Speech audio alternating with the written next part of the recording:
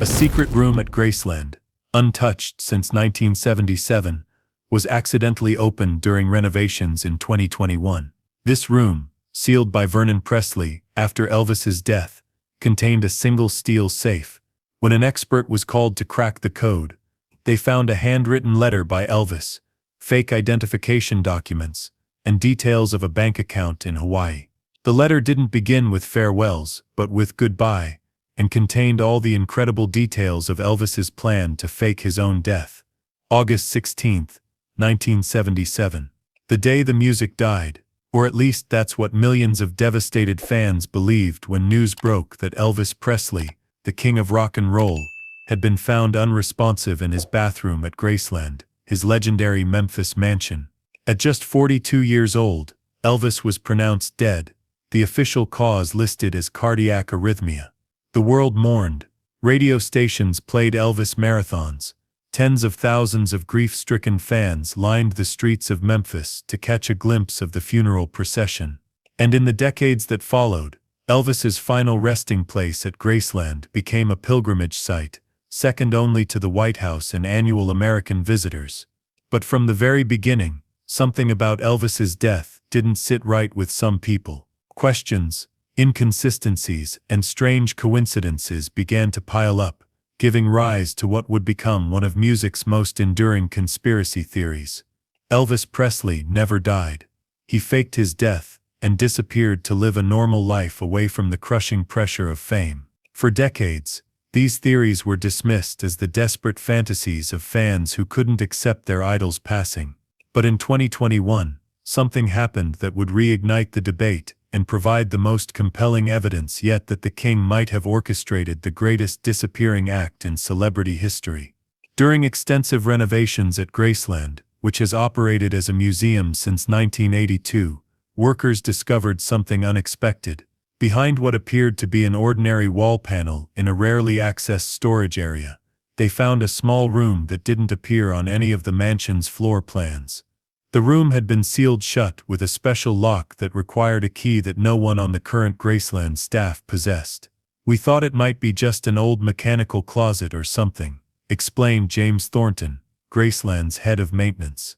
But the way it was hidden and secured, this wasn't just some forgotten storage space. Someone went to great lengths to conceal this room. After consulting with the Presley estate, the decision was made to open the mysterious room. What they found inside was a single item, a steel safe, roughly 2 feet tall and wide, bolted to the floor. "At that point we knew this was something significant," said Angie Marchese, vice president of archives at Elvis Presley Enterprises. "The safe appeared to be from the 1970s, and there was no record of it in any of our documentation. The question became what was so important that it needed to be locked away and hidden like this." Unable to locate a key or combination for the safe, Graceland officials made the decision to bring in Leonard Tanner, a specialist in opening vintage safes. What Tanner found inside would send shockwaves through the world of Elvis historians, researchers, and fans. The safe contained 3 items, Marchese revealed. A handwritten letter on Graceland stationery, a manila envelope containing what appeared to be identity documents, under a different name but with Elvis's photo, and bank account information for an account at First Hawaiian Bank. The letter dated August 14, 1977, just 2 days before Elvis's reported death, began not with farewell but with goodbye. The subtle distinction would prove significant, as the 4-page letter detailed not a suicidal man's final thoughts, but a meticulous plan to escape the prison of fame that Elvis had come to consider his life. "I've thought about this for years," Elvis wrote. "The only way to escape this life is to end it. Not my actual life, but the life of Elvis Presley as the world knows him. By the time anyone reads this, I will be gone. Not dead, just gone. And for the first time since I was 19 years old, I will be free." The letter went on to outline an elaborate scheme involving a wax figure, bribed medical personnel, and the cooperation of a small circle of trusted friends and family members, including his father Vernon Presley, who would be responsible for sealing away this evidence after Elvis had successfully disappeared. Vernon was the only family member who knew, explained Elvis historian and author Alana Nash. According to this letter, even Priscilla, Elvis's ex-wife, and Lisa Marie, his daughter, were kept in the dark, at least initially. Elvis felt that their genuine grief would be crucial to selling the deception to the public. But how could someone as famous as Elvis Presley possibly disappear without being recognized? The contents of the manila envelope provided the answer: a complete set of identification documents, driver's license, social security card, even a passport, all in the name of Jon Burrows. This is especially significant, Nash pointed out. Jon Burrows wasn't just a random name Elvis pulled out of thin air. It was a pseudonym he had used throughout his career when checking into hotels. It was familiar enough that he would respond to it naturally, but not so well known that it would immediately give him away. The bank documents were equally revealing. An account opened at First Hawaiian Bank just 1 month before Elvis's death, with an initial deposit of $500,000, approximately $2.4 million in today's money. Hawaii makes perfect sense, said Elvis biographer Peter Guralnick. Elvis loved Hawaii. He had performed there, filmed there, vacationed there.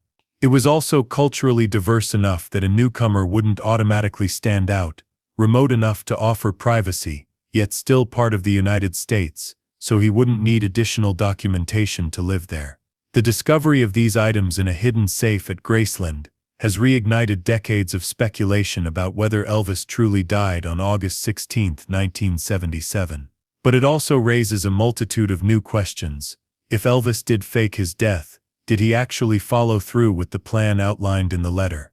Did he really escape to Hawaii? Is he still alive today, an elderly man in his late 80s living quietly under an assumed identity? Or is there another explanation for these mysterious items? To understand why Elvis might have gone to such extreme lengths, we need to examine the state of his life in 1977. The king of rock and roll was by most accounts a deeply unhappy man in his final years. Overweight, addicted to prescription medications, and exhausted by a punishing tour schedule, Elvis had become a prisoner of his own fame. He couldn't go anywhere without causing a scene, recalled his friend and member of the Memphis Mafia, Marty Lacker. He couldn't take his daughter to a movie theater, or go to a restaurant like a normal person. Everything had to be arranged. Venues had to be shut down for his exclusive use. Security had to be everywhere. It wasn't a life, it was an existence. Elvis's health was deteriorating rapidly. He suffered from glaucoma, high blood pressure, liver damage, and an enlarged colon, all exacerbated by his prescription drug use and poor diet. But those close to him also spoke of his growing disillusionment with the entertainment industry and the persona he felt trapped portraying. He'd talk sometimes about just disappearing, said Lacker. We all thought it was just talk, just fantasy. The idea that Elvis Presley could go anywhere unrecognized seemed impossible.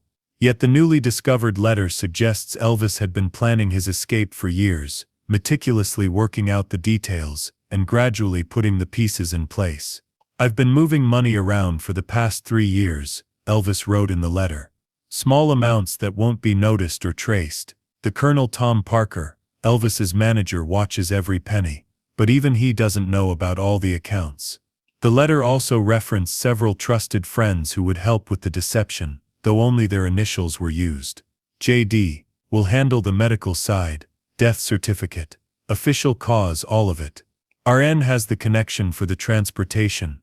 VP, presumably Vernon Presley, will take care of things afterward, making sure everything looks right. Perhaps most chilling is Elvis's detailed description of how his death would be discovered. It will happen in the bathroom. The medication by the sink will explain why. No one will question it too deeply. Everyone knows I've been unwell. By the time they find me, I'll be halfway to where I'm going. If we are to believe the contents of this letter, Elvis Presley meticulously planned to fake his own death, create a new identity, and escape to Hawaii with enough money to live comfortably for the rest of his life. But did he actually follow through? The official record, of course, states unequivocally that Elvis died on August 16, 1977.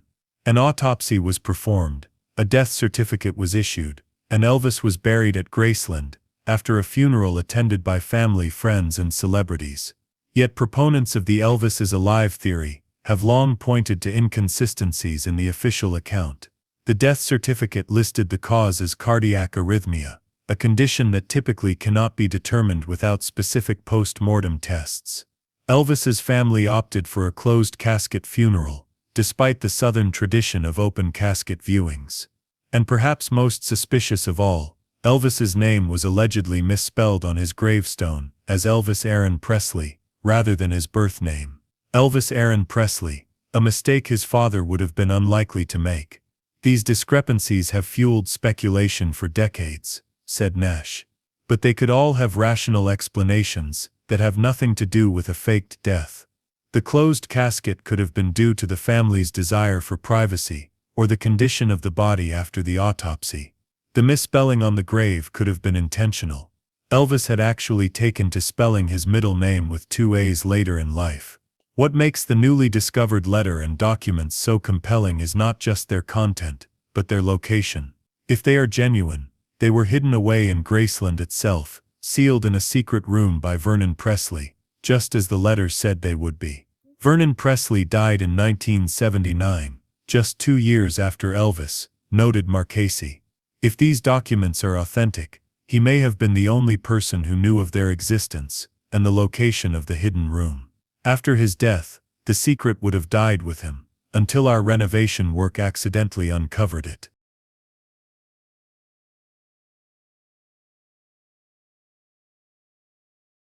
The discovery has sparked a heated debate among Elvis experts and fans. While some see the items as the smoking gun that proves Elvis faked his death, others are more skeptical. "We have to consider all possibilities," said Guralnick. Yes, these items could be evidence of an elaborate plan to fake Elvis's death, but they could also be evidence of a plan that was never executed. Perhaps Elvis wrote this letter, gathered these documents, but ultimately didn't go through with it. Or it could even be an elaborate hoax, perhaps planted years later by someone with access to Graceland. The Presley estate has commissioned forensic analysis of the letter and documents to determine their authenticity. Handwriting experts have compared the letter to known samples of Elvis's writing, and preliminary results suggest the handwriting is indeed consistent with Elvis's distinctive style. The handwriting analysis isn't definitive proof, cautioned forensic document examiner Emily Thorpe. But the letter does contain several characteristics consistent with Elvis Presley's known handwriting, including his particular way of forming certain letters and his somewhat erratic spacing between words. Researchers have also attempted to trace the Jon Burrows identity documents and the Hawaiian bank account. While the bank has refused to comment, citing privacy regulations, investigators discovered that a man using the name Jon Burrows did indeed purchase a modest home on the Hawaiian island of Kauai in late 1977. The property was bought for cash through a shell company, said private investigator Robert Townsend, who has been researching the case independently. The owner was rarely seen by neighbors, was described as a heavy-set man with dark hair who kept to himself, and reportedly lived there until around 1998. When the property was sold. After that, the trail goes cold. If Elvis did escape to Hawaii in 1977, he would be 88 years old today. Could he still be alive, living quietly under his Jon Burrows identity, or perhaps yet another assumed name? It's certainly possible, though increasingly unlikely given his age and health issues, said Nash.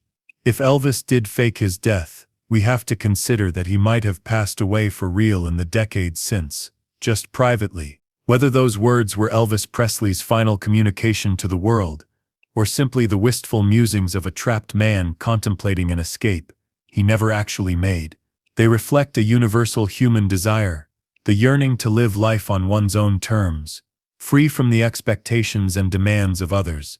In that sense, perhaps the truth of what happened to Elvis Presley on August 16, 1977, is less important than what his story, in any of its possible versions, tells us about fame, freedom, and the price we pay for the lives we choose. In the end, concluded Guralnick, the Elvis alive theories endure not because of evidence, but because they transform a tragedy into a triumph. A story where the man who had everything but freedom finally reclaimed the one thing his fame had taken from him. It's a powerful narrative, whether or not it happens to be true. The mystery of the hidden room at Graceland and its explosive contents continues to be investigated. But for millions of Elvis fans around the world, the possibility that the king might have orchestrated his own disappearance offers a comforting alternative to the official story, a version of Elvis's story where in his own way he finally found the piece that seemed to elude him in the spotlight.